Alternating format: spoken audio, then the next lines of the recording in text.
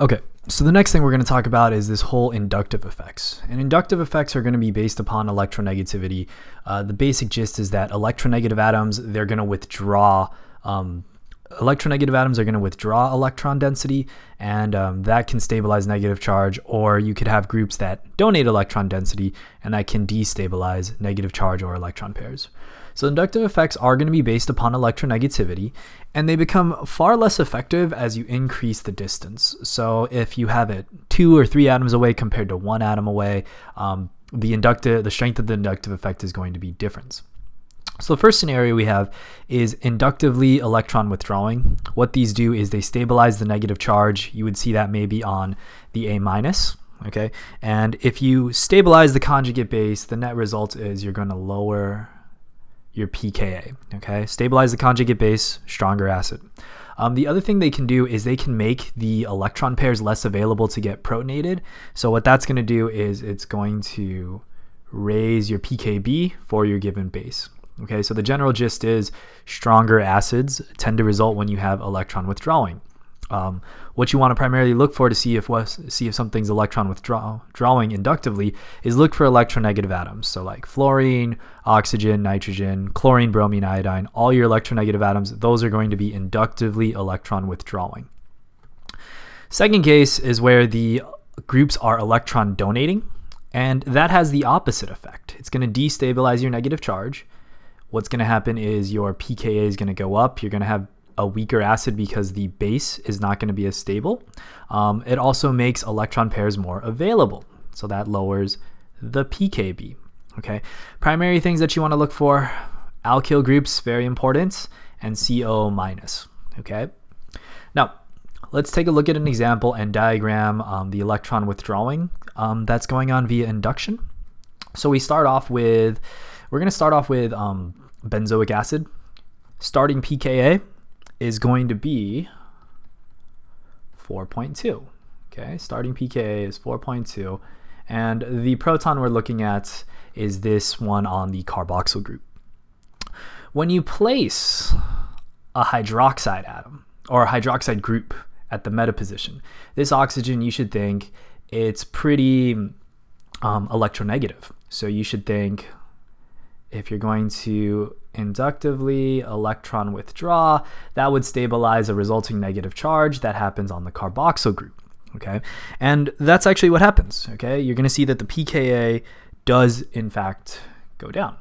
Okay, I don't have the number off the top of my head, but it does decrease the pKa. It makes it more acidic.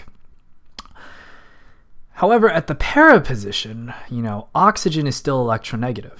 Okay, it's still electronegative, so you have inductive electron withdrawing groups. But the problem is, what you observe is the pKa actually goes up. That's not what we expect, because you think negative charge, electron withdrawing group, that should stabilize it. Two things are at play.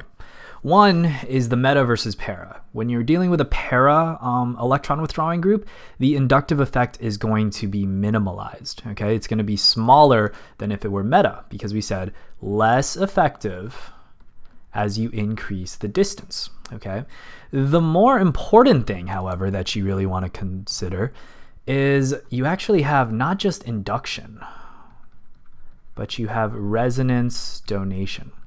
Okay, and this is where things can get really complicated, because the oxygen wants to accept electrons via electron withdrawing, but what can happen is resonance donation via the movement of these electrons.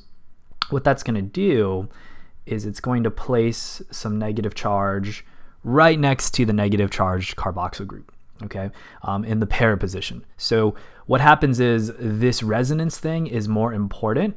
So overall, you have an electron donating group, even though you have a really electronegative atom. Okay, what happens is the resonance effect is not as significant when you're dealing with a meta substituted group, because take a look at what happens when you push the electrons.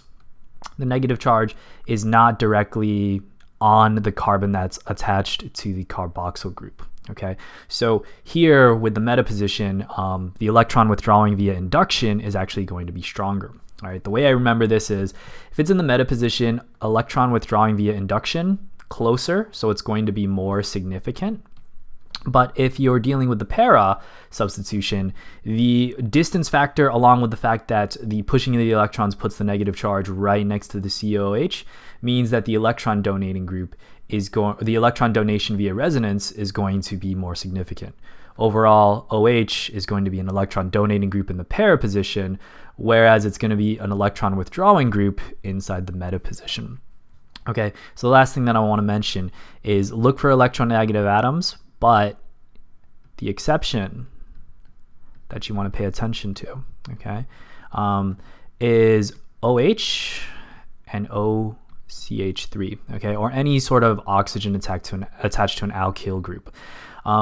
Even though OH and OCH3 are electron withdrawing via the inductive effect, the resonance donation can become more significant if you're in the para position. And that's why we have a switch from electron withdrawing in the meta position to electron donating in the para position. Okay, and resonance donation, very, very important topic. We'll talk about it in the next video.